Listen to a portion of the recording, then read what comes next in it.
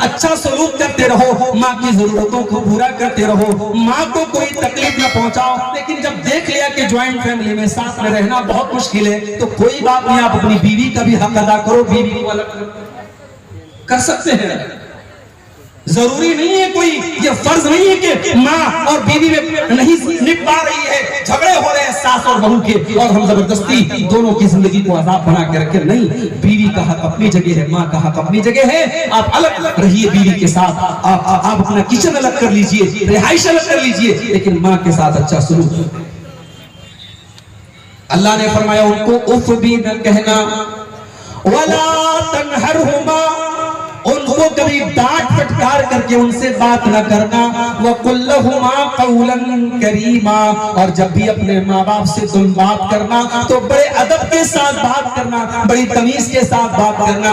तुमने अगर आज MBBS का एग्जाम पास कर लिया, तुम डॉक्टर बन गए, तुम्हारे माँ बाप अगर अंगूठा छाप है, तब भी उनको उनके साथ तुम्हें बदतमीजी करने की कोई अथॉरिटी नहीं है। उनके साथ तुम गलत तरीके से बात न करना। तुम डॉक्टर होगे तब भी उनके बेटे हो, अपनी माँ के सामने जब भी जाना, अपने बाप के सामने जब भी जाना, वकुल्लहुमा कौलन करीमा, उनसे बड़े पोलाइटली लहजे में, बड़े रिस्पेक्ट के साथ, बड़े सम्मान के साथ, बड़ी नरमी के साथ।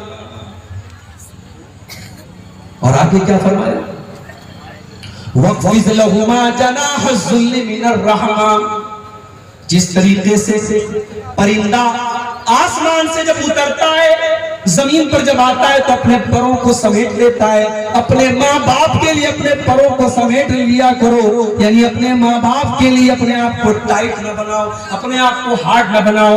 दुनिया में जितना भी नाम कमा लो, जितनी भी दौलत कमा लो, अपने माँ बाप के लिए हमेशा अपने आप को सॉफ्ट बना के रखो, अपने आप को नरम बना के रखो। वक़ुर रब्बिरहमहुमा कमा रब्बयानी सगीरा, और ये दुआ किया करो कि ऐ मेरे परवरदिगार, मेरे माँ ने मेरे ऊपर जो एहसान किया, मेरे बाप ने जो एहसान किया, आय अल्लाह मैं उनको चुका नहीं सकता, आय अल्लाह मैं तेरे ऊपर छोड़ देता हूँ, तू रहम फरमा। आय अल्लाह जिस तरीके से मेरे माँ बाप ने मुझे पाला है। मगर आज का नौजवान तो माशाअल्लाह मोबाइल चलाने में एक्सपर्ट है, मोबाइल चलाने में एक्सपर्ट है, लेकिन अपनी माँ और बाप के मरने के बाद इस काबिल भी नहीं है कि जनाजे की नमाज खड़े होकर के अपने माँ बाप की जनाजे की नमाज पढ़ सके। अरे ऐसी औलाद से तो बे औलाद बेहतर है।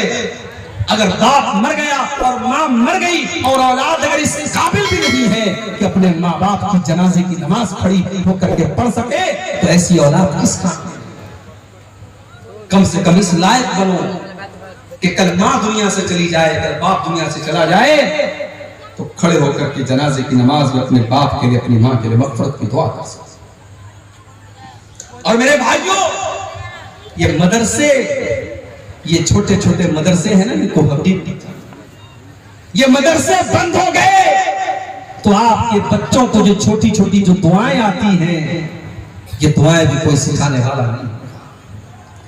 कम से कम इसी बहाने आपके बच्चे ठीक है, मदरसे के बाद आगे की तालीम नहीं हासिल कर सके, स्कूल में चले गए, कॉलेज में चले गए, लेकिन अगर उनकी बुनियाद मजबूत है, उन्होंने प्राइमरी तक और उसके बाद तो 4 दर्जे अगर इन मदरसों में पढ़ा होगा आपके लड़कों ने, आपकी लड़कियों ने, आपकी बच्चियों ने, तो इंशाअल्लाह वो इस लायक तो रहेंगे कि जब जिंदगी में हाथ उठाएंगे तो अपनी माँ बाप, अपने माँ बाप के लिए मग़फ़िरत की दुआ कर सकें। और एक बात बोलूं, माँ बाप के लिए मग़फ़िरत की दुआ करना ये भी बड़े नसीब की बात है। सबको नसीब नहीं होता है ये। इब्राहीम अलैहिस्सलाम इतने बड़े नबी हैं, उनका बाप मुशरिक था, उनका बाप आज़र मुशरिक था, और इब्राहीम अलैहिस्सलाम अपने बाप से वादा करते हैं कि अब्बा जान, मैं आपके लिए अल्लाह से माफी मांगूंगा, मैं अल्लाह से मग़फ़िरत की दुआ करूंगा, लेकिन अल्लाह ने मना कर दिया। अल्लाह ने कहा नहीं, ऐ इब्राहीम, तुम्हारा बाप मुशरिक है और मुशरिक के लिए मग़फ़िरत की दुआ नहीं की जा सकती। इब्राहीम अलैहिस्सलाम चाह करके भी अपने बाप के लिए मग़फ़िरत की दुआ नहीं कर सकते। हमारे प्यारे नबी, अल्लाह के आखिरी नबी, अपनी माँ के लिए मग़फ़िरत की दुआ करना चाहते थे। आपने अल्लाह से इजाजत मांगी, अल्लाह ने इजाजत नहीं दी।